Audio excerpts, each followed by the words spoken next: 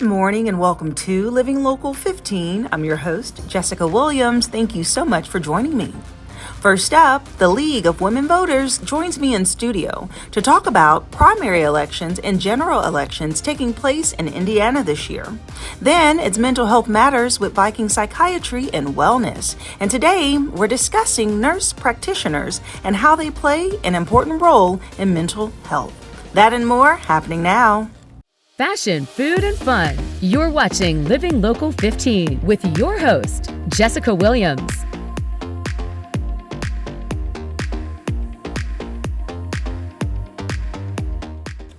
The League of Women Voters of Fort Wayne is a nonpartisan political organization that encourages informed and active participation in government. Now, they will never support or oppose any political party or candidate. And joining me today to discuss upcoming elections is Sandy Junk, Vote 411's co-chair. Hello, Sandy. Hi. Welcome. Thank you. It's nice to be here. Thanks for having us. Yes, absolutely. This year is such an important and consequential year in voting, and the midterm elections are coming up. And you all really help people prepare in advance, no matter who they support and whatever party. So give me an overview of your organization. Yeah, so Vote for League of Women Voters, we have a website called Vote 411, and it really can take you from the process that we're at now, where we're thinking about registering and double checking our registration, all the way down to helping us select candidates. So the first thing I kind of want to hit on is making a voting plan. Okay. And that is important to do. We don't want to just wake up and think, oh my gosh, the primary is coming up. I need to get these things done. The first thing you want to do is, first of all, if you're not registered to vote, make sure you're registered to vote. Second, double check that registration. Indiana does purge voter rolls. So we always want to make sure, usually about 6 weeks before the election, I try to remember to go in and check my my voter registration. I think that's really important to do. And then, of course, if you're not registered, get yourself registered, get your address updated, all those good things. The second thing you want to do is think about, how do I want to vote? Do I want to do it absentee? Do I want to do mail-in? Do I want to do in-person voting? So you've got a lot of those, a few of those options for you open in Indiana. Indiana is not a no excuse absentee voting, so you do have to have a valid excuse. Okay. You can always contact the Allen County Election Board to double check if you qualify for that. Okay. But that deadline's also coming up. I believe April 23rd is the last day you can request an absentee ballot. So that's something to keep in the back of your mind. And just a quick insert in case people don't know what an absentee ballot is. Can you explain that? Yeah, so that is where, and we'll talk about Allen County. Allen County Election Board is going to send you your ballot in the mail. And you're going to sit down at your kitchen table and you're going to fill that out and vote for the candidate you want. You can return that ballot directly to the election board. You can do it by mail. You can do it actually at a polling location when they are open, or you can go back to the Allen County Election Board and give that ballot right back to them. Okay. But that does take a little bit of time. The Allen County Election Board is encouraging you to have at least 2-week lead time to get that ballot returned. It has to be in their hands by 6 p.m. on election day. Oh, wow. So not even postmarked. You got to have it in their hands. So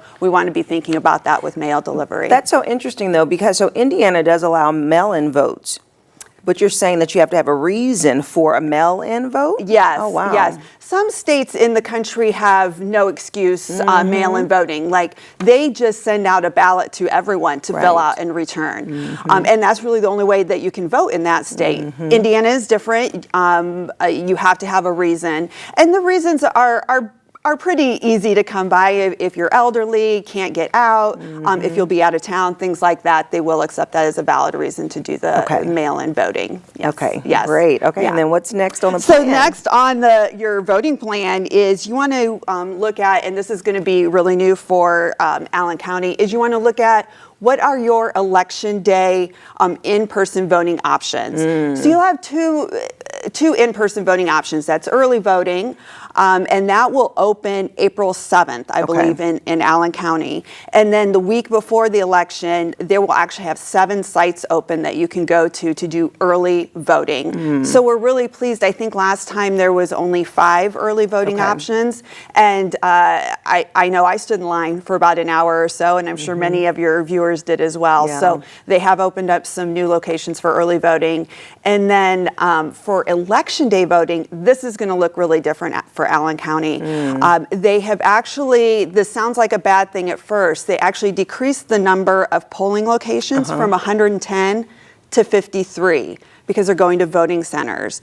Folks that have done election day voting and they've gone to their local polling place on election day that they maybe walk to, it's going to be very different this year. That location's likely not there. Interesting. But so you say it's a good thing, though. Why? It's a good thing because you can vote anywhere. So let's say you work on the north side of town, you live on the southwest side of town, you can vote on either one of those sides or anywhere in between. Okay, so now you don't have to go to that one place. Yes. Now you have more options, which is great because people are scurrying to get around on election day just to be able to hit in their vote. And I've worked at polling locations before, and people did not understand that you had to go to a specific place on actual election day. So I think it will take away that confusion. Yeah. But this is going to be new. I do a lot of tabling events out in the community, and a lot of people say, I voted at the same place for the past 20 years. Yeah. Well, that's going to look different for them this year. So Right. we're working very hard to get the vote, to get the word out to everybody that it's going to look different, and they're going to have to do a little bit more homework for that election day voting. The Allen County Election Board, which I hope will have a QR code that we'll put up, Absolutely. will have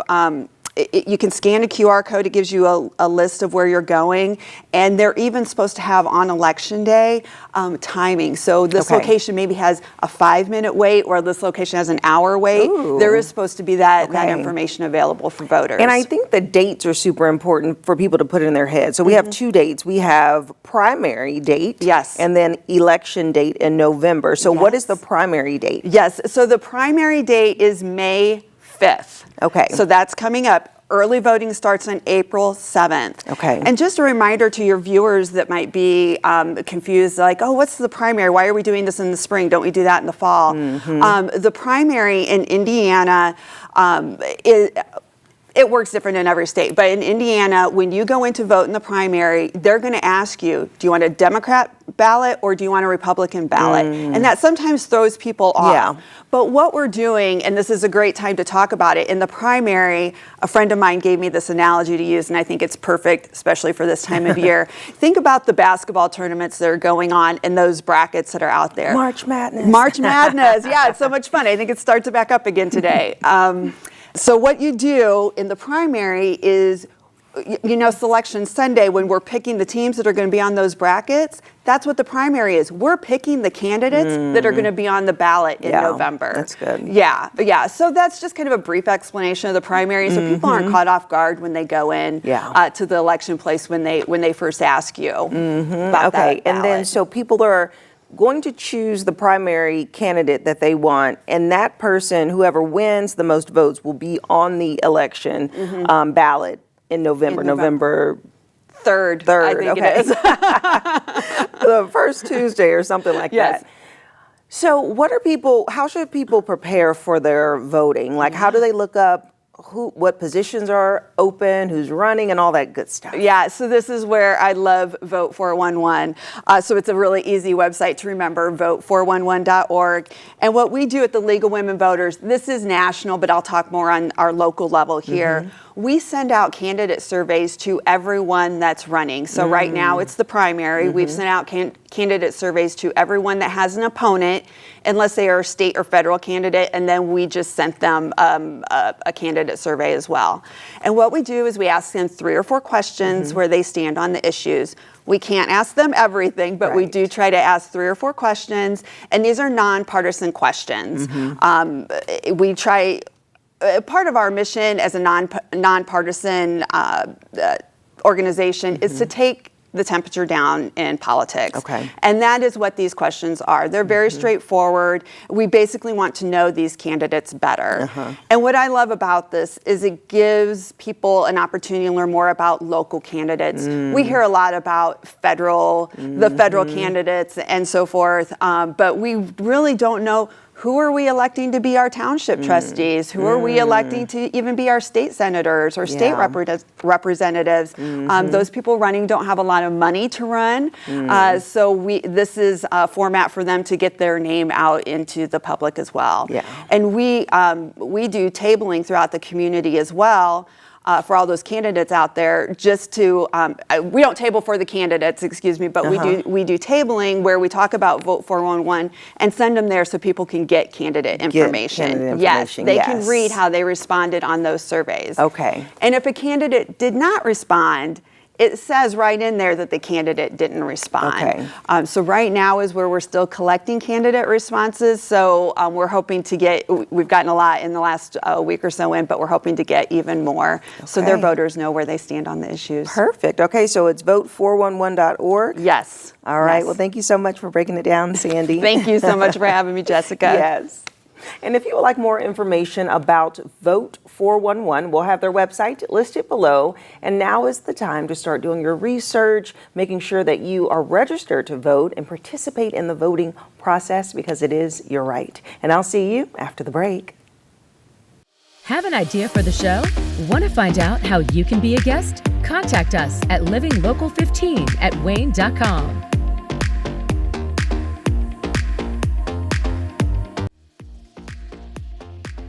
This segment sponsored by Viking Psychiatry and Wellness. Welcome to Mental Health Matters with Viking Psychiatry. Okay, so access to mental health care is a growing concern statewide, especially in rural areas. And a new $50 billion federal program could transform access. But Indiana's current law may prevent us from fully benefiting. Joining us today is Sean Goddard from Viking Psychiatry to explain how nurse practitioners and psychiatrists work together and how state regulation could affect Hoosiers' access to care. Good morning, Sean. Good morning. Welcome. Thank you. Yes. Okay, so let's dive right in. Something that you've said before is the fact that nurse practitioners and psychiatrists are not competing with each other. What do you mean by that? Absolutely. So nurse practitioners and psychiatrists, we're really teammates. We're not competing, we're collaborating together.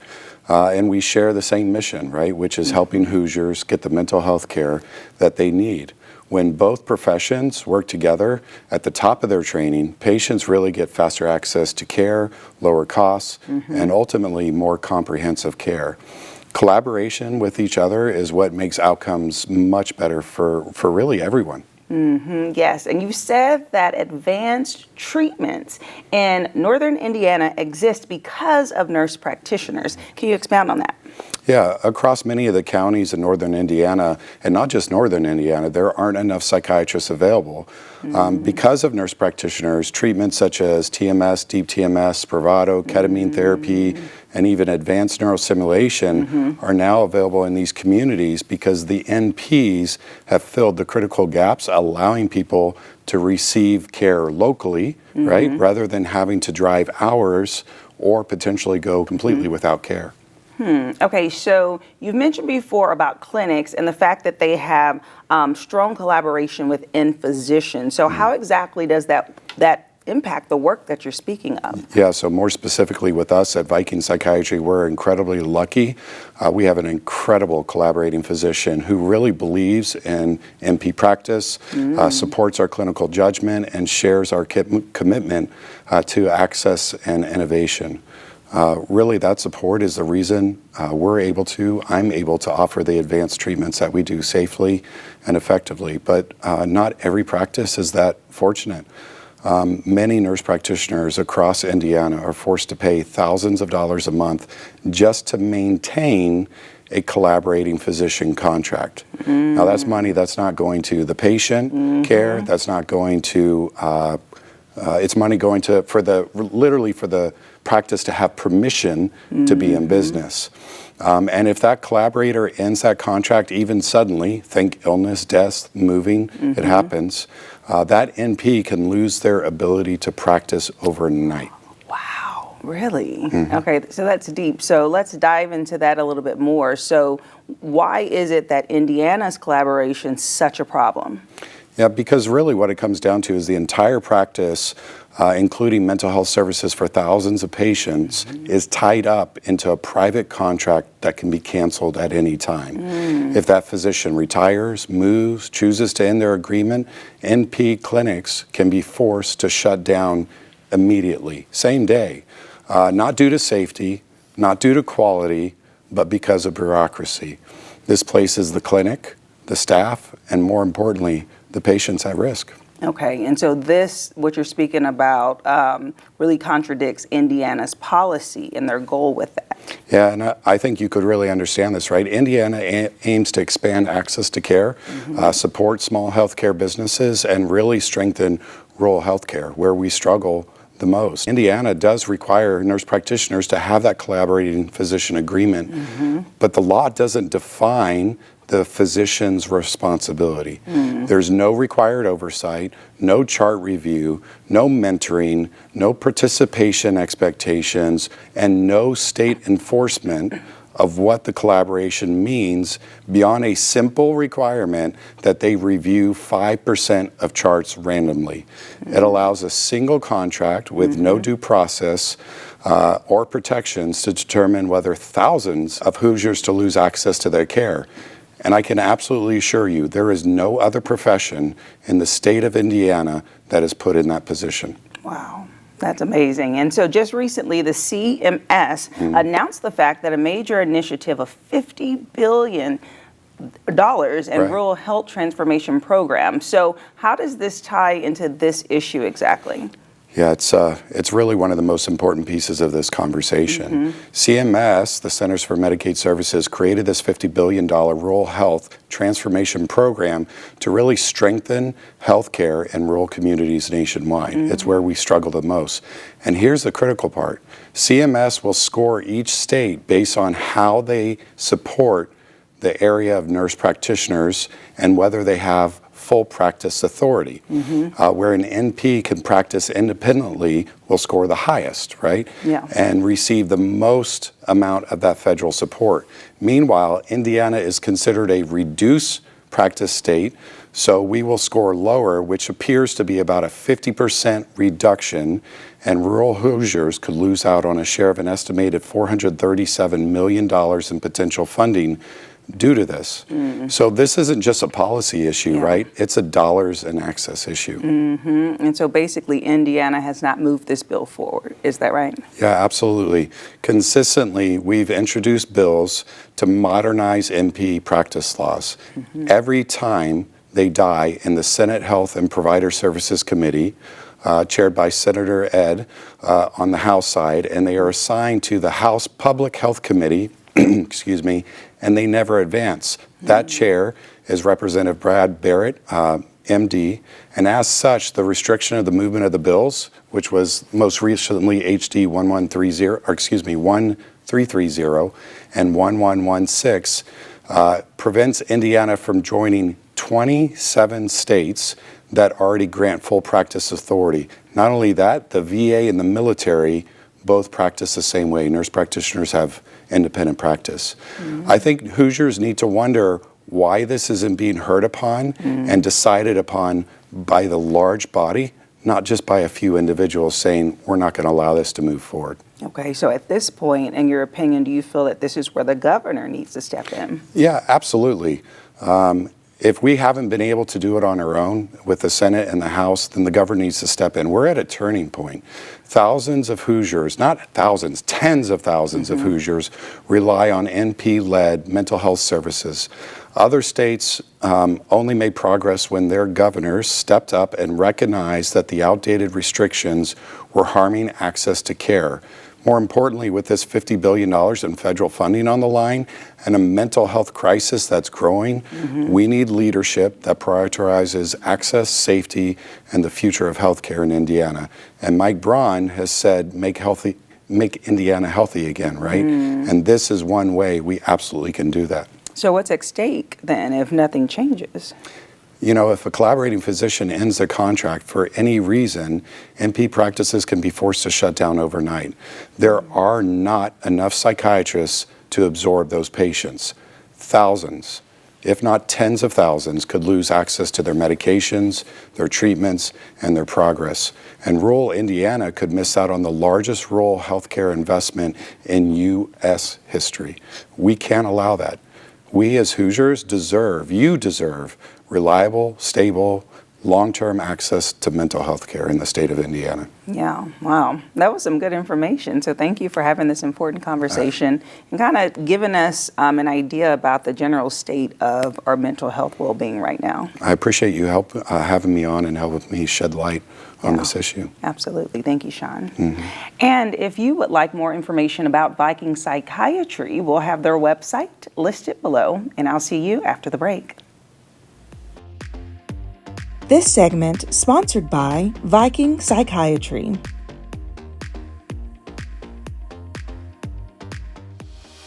Follow us on social media at Living Local 15.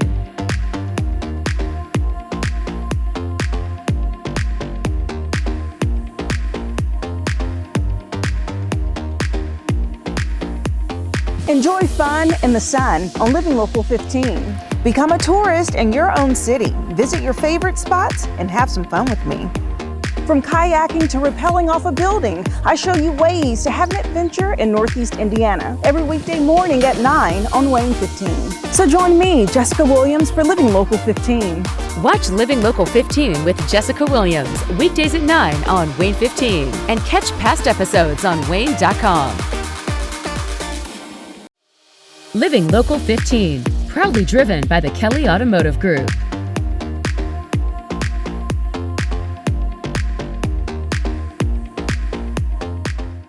Go to the Living Local 15 page on WANE.com for recipes from the show, to watch a segment again, and to get information on products and services featured on Living Local 15.